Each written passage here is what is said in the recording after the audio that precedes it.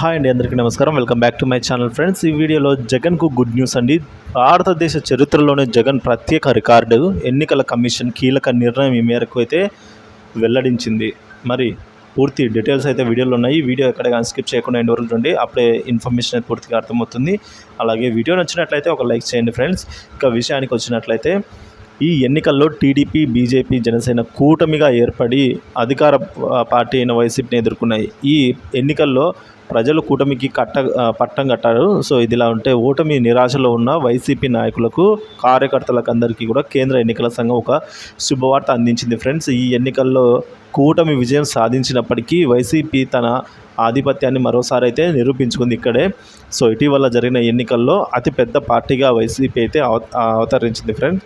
TDP నాయకత్వంలోని TDP కూటమి అధికారంలోకి వచ్చినప్పటికి కూడా వైసీపీ కంటే ఓట్లను సాధించడంలో ఈ మొత్తం మూడు కలిపిన కూడా అన్ని పార్టీలు వెనుకబడ్డాయని చెప్పేసి చెప్తున్నారు. తాజాగా కేంద్ర ఎన్నికల సంఘం విడుదల చేసిన జాబితా ప్రకారంగా భారతదేశంలో అతి పెద్ద పార్టీగా వైసీపీ అవతరించింది. పార్లమెంటు ఎన్నికల్లో బీజేపీకి 36.5% పైగా ఓట్లు సాధించి మొదటి స్థానంలో బీజేపీ నిలిచింది. మొత్తం నేషనల్ వైడ్గా దేశవ్యాప్తంగా.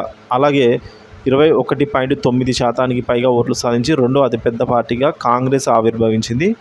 4.5% ఓట్లు తెచ్చుకున్న సమాజ్వాదీ పార్టీ మూడో స్థానంలో నిలవగా 4.3% ఓట్లను సాధించి తృణమూల్ కాంగ్రెస్ నాలుగో స్థానంలో అయితే నిలిచింది.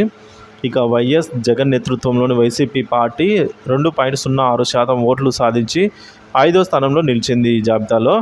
ఈ జాబితాలో టీడీపీ 7వ స్థానంతో సరిపెట్టుకుంది ఫ్రెండ్స్. 1.9% ఓట్లు టీడీపీకి అయితే రావడం జరిగింది. అంటే 7వ స్థానానికి అయితే పరిమితమైంది టీడీపీ. వైసీపీకి మొత్తము 1,74,874 ఓట్లు సాధించగా టీడీపీ 1,25,69,179 ఓట్లను అయితే సాధించి పెట్టింది.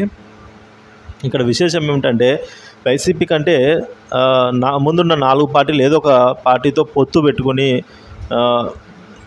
ఈ ఓట్ల శాతాన్ని అయితే సాధించాయని చెప్తున్నారు. కానీ వైసీపీ సింగిల్గానే వారి యొక్క పార్టీ యొక్క సిద్ధాంతాల ప్రకారం సింగిల్గానే పోటీ చేసి ఈ ఘనత సాధించడం విశేషం అని చెప్తున్నారు. పార్లమెంటు ఎన్నికల్లో టీడీపీ కన్నా వైసీపీకి అధిక ఓట్లను సాధించడము, దేశంలోనే అతిపెద్ద పార్టీగా అవతరించడము కూటమి నేతలకి ఇది మింగుడు పడడం లేదని చెప్తున్నారు. 2019 ఎన్నికల్లో కూడా వైసీపీ 3వ స్థానంలో నిలిచింది. దీంతో ప్రజాబలం జగన్కే ఉన్నప్పటికీ పొత్తుతో కలిసి పోటీ చేయడం వల్ల కూటమి అధికారంలోకి రావడం జరిగిందని ఈ ఘటన మరోసారి రుజువైంది ఫ్రెండ్స్.